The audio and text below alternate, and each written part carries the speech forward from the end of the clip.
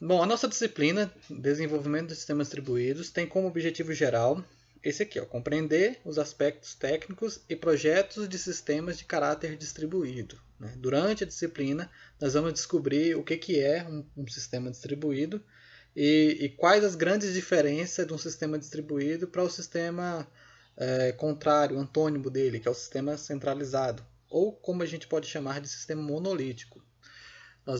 O objetivo geral, né, espero que todos vocês, depois dessa disciplina, consigam alcançar esse objetivo, que é o de compreender esses aspectos técnicos aí e desafios dos projetos, principalmente de projetos e projetos como um todo, né, desde a sua concepção, a sua modelagem até o desenvolvimento.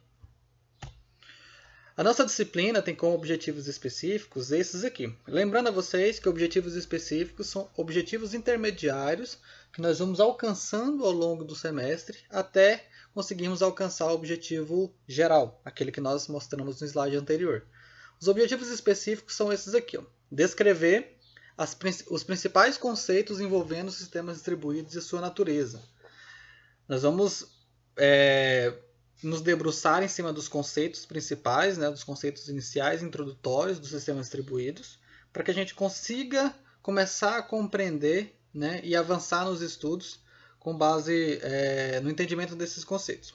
Nós vamos também determinar os principais objetivos de design que orientam o desenvolvimento de sistemas distribuídos. Existem alguns objetivos de design, né, objetivos de projeto, objetivos que gostaríamos de alcançar, e quais os típicos objetivos que nós tentamos alcançar quando desenvolvemos ou projetamos sistemas distribuídos.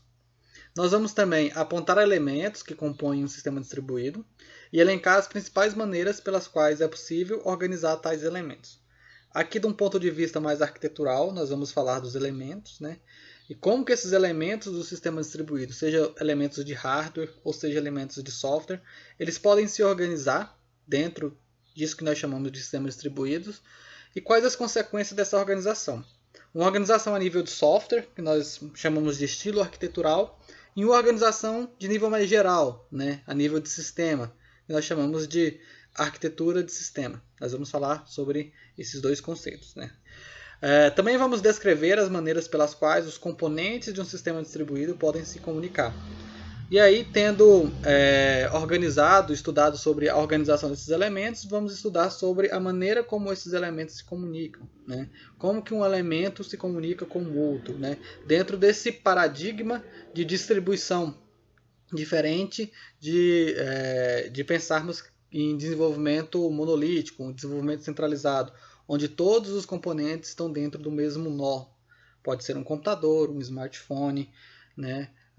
Vamos pensar aí como fazer com que máquinas diferentes, contendo componentes diferentes de software, fazem para se comunicar. E quais os modelos de comunicação existentes e mais comuns.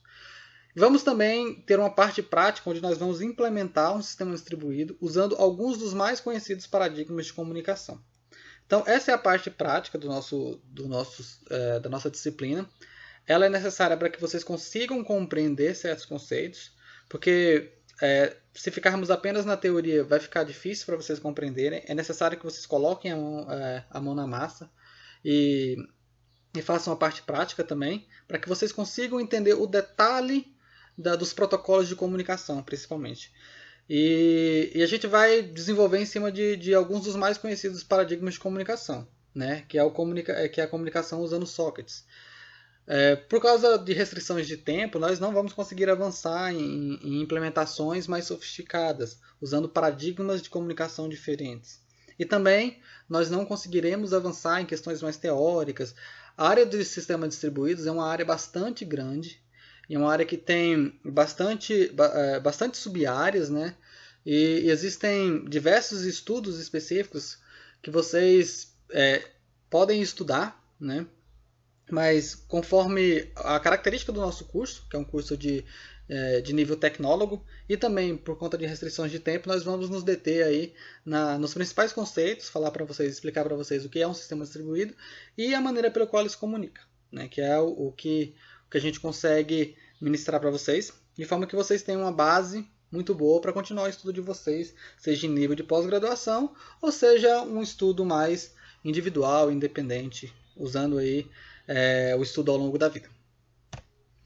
Uma bibliografia útil é esse livro aqui, ó, do Tannenbaum e do Van Steen, que é o livro de sistemas distribuídos. Inclusive, as minhas aulas vão ser baseadas no livro do Tannenbaum, só que não é essa edição. Essa edição aí é a edição disponível para vocês lá na biblioteca virtual. Vocês podem acessar a biblioteca virtual da Pearson.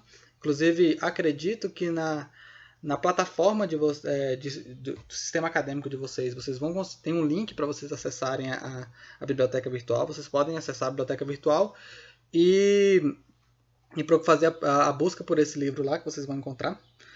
E vocês podem também baixar o livro, pedir para baixar o livro, a última versão, que é a terceira versão, que é a da qual eu estou me baseando os meus slides, no próprio site do Van Steen. O Martin Van Steen, ele retirou os livros das editoras e está distribuindo gratuitamente esse livro. Infelizmente, a distribuição gratuita ela está em inglês, né? Então, se você tiver uma proficiência em inglês ou se quiser arriscar o Google Tradutor, né, ou esses mecanismos, serviços de tradução que a gente tem na internet, vocês podem usar o livro, pedir o livro para o Van Steen lá no site dele, ele passa o livro. Sem problema nenhum, o livro passado pelo próprio autor, então não tem problemas de direitos autorais. E vocês podem acompanhar, né, com a bibliografia mais atualizada. Tem algumas diferenças da bibliografia mais atualizada para essa bibliografia que eu coloquei como bibliografia útil. Inclusive, existem implementações lá que são feitas em Python, enquanto na bibliografia útil não está sendo em Python. E existem coisas mais novas, né? Discussões mais recentes, até porque o livro ele é mais recente. Esse livro aí ele é de 2002, o livro mais recente ele é de 2017. Né? Então tem discussões mais recentes aí sobre a questão dos sistemas distribuídos. E eu achei ele de forma mais organizada e mais fácil de ler também, né? Embora ele esteja em inglês.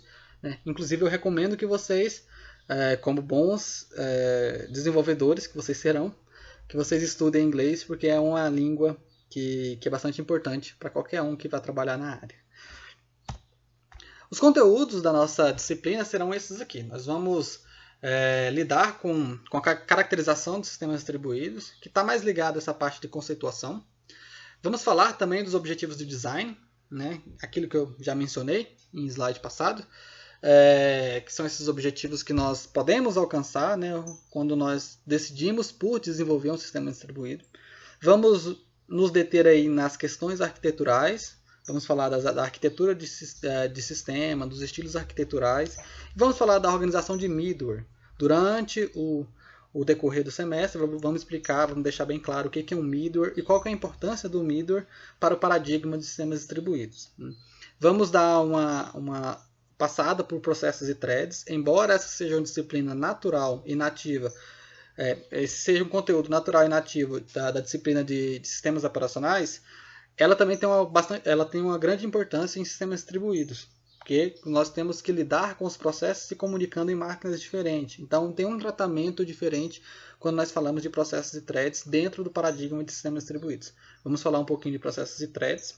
Com sorte, talvez eu consiga mostrar para vocês algumas coisas de programação usando threads em Java, né, que é a linguagem que nós vamos usar durante o nosso curso.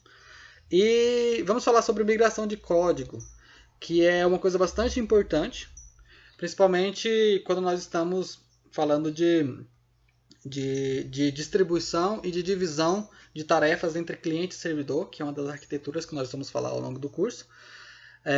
E como que essa migração de código ela faz com que haja mais justiça no consumo de processamento, né?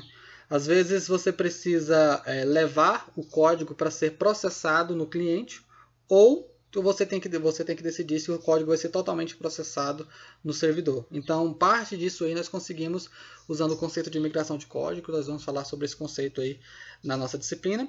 Vamos falar sobre serialização de dados. Também vocês podem encontrar esse nome aí por marshalling, né, que é um termo diferente aí, mas também quer significar a mesma coisa, que é a tradução do dado que sai de uma determinada plataforma para que ele possa entrar de uma forma padrão na rede, no meio de transmissão, e chegar na outra plataforma e conseguir ser convertido para outra plataforma. Vamos lidar aí com problemas de heterogeneidade. Desculpa. A serialização ela desempenha um papel muito importante em sistemas distribuídos. É impossível que nós consigamos alguns dos objetivos mais importantes de design, principalmente em relação à transparência e o alcance à heterogeneidade, sem que nós lidemos com a serialização dos dados. Então a gente vai falar sobre serialização de dados. Vamos falar sobre os modelos de comunicação, os mais famosos, né? Dentro dos modelos de comunicação nós vamos falar aí do modelo de RPC, né? O modelo de chamada de procedimento remoto. E dentro desse modelo de RPC está incluído o RMI, que é a chamada de método remoto, né? A invocação de método remoto.